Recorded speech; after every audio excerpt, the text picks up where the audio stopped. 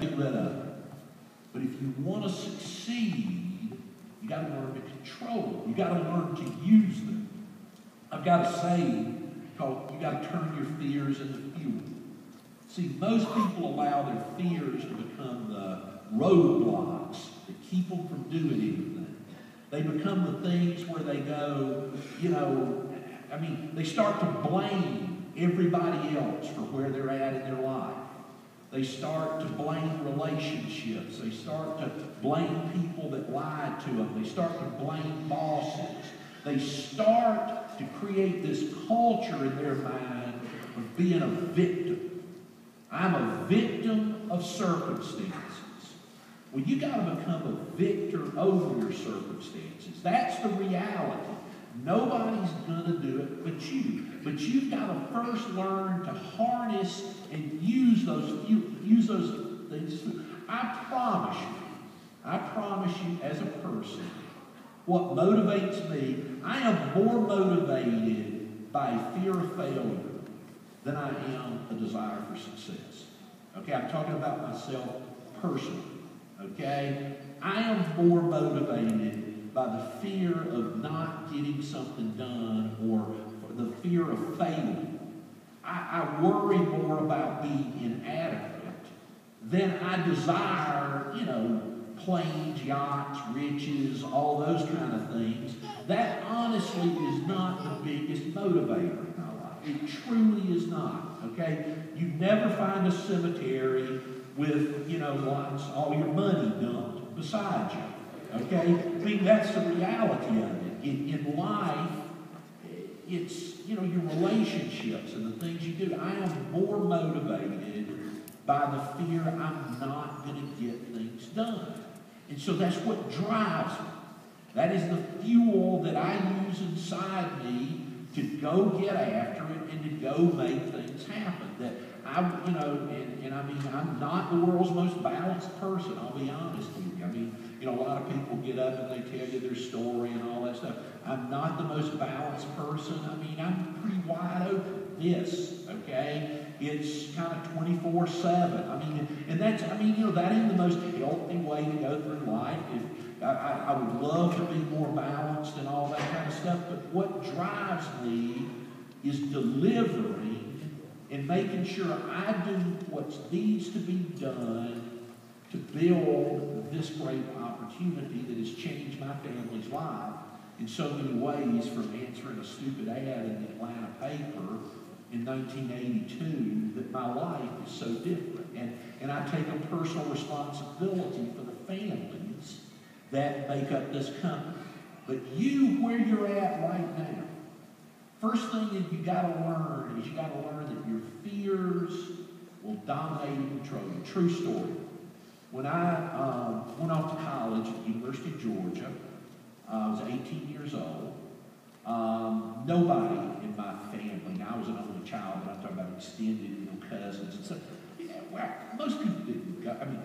Now everybody's in college. I'm sure every kid in this high school, which is gorgeous, is working on going to college. Okay? When I was coming out of school, everybody didn't go to college. Most of my friends either went to service or went to work.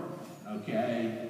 But I had good grades and stuff. And when my parents, my mom was very insistent I was going to college, and I went off to college at the University of Georgia, which is so funny. It's like 70 miles from where I grew up.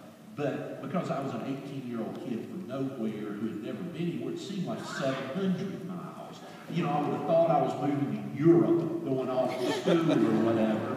At that time, I had a girlfriend in my hometown that was a couple of years younger than me. And she was a junior in high school when I was a freshman in college. And I was in my hometown. Everybody knew who I was. I had a real cool car, a 1969 Chevelle SS 396. It had a tag on the front, and my nickname was ADD. And so I did not want to go off to college at the University of Georgia. I had a job that summer at a company, gas company, Mobil Gasoline. They had a plant in my hometown that made like these styrofoam trays that you put meat on and stuff like that, and the butcher puts meat on and wraps or whatever. And so I was making $8 and something an hour running one of these machines that made these things, and it was like, for me, crap loads of money. Okay, this is 1975, okay? I mean, I'm like, I don't know, this is good for me. Why am I going off to college? So I went off to college thinking, I don't really want to do this, okay? So I was looking for a reason to quit. And first class that I had was Political Science 101. The professor's name was Dr. Miller, I still remember. And I was sitting in the back of the back of the back. You know, UGA even then was like 20-something thousand students, so it was about 250 people in one of those auditorium-like, you know, classrooms, and I'm on the back row. And now, have you ever been anywhere where you feel like everybody's, because everybody in there is a freshman, but that everybody's supposed to be a beginner, but it seems like they've had a class on being a beginner. Like they know more than me already. Okay? I mean, that, you know, they know that they're already ahead of me. And this is the mid-70s, and if you're, and all of you, I'll look out, you're way too young to remember, but there was an era in college where all the clothes, like all the fraternity members, everybody dressed what was called preppy. So they had like these, painter-like pants and Madras shirts and all this stuff. And I had like torn blue jeans and a t-shirt or whatever. And I'm like, sitting there going, who are these people? And I don't like them, and I don't want to be here. Okay? So the first day of class, at the end of the class, Dr. Miller's giving us all the books we have to buy and all that kind of stuff.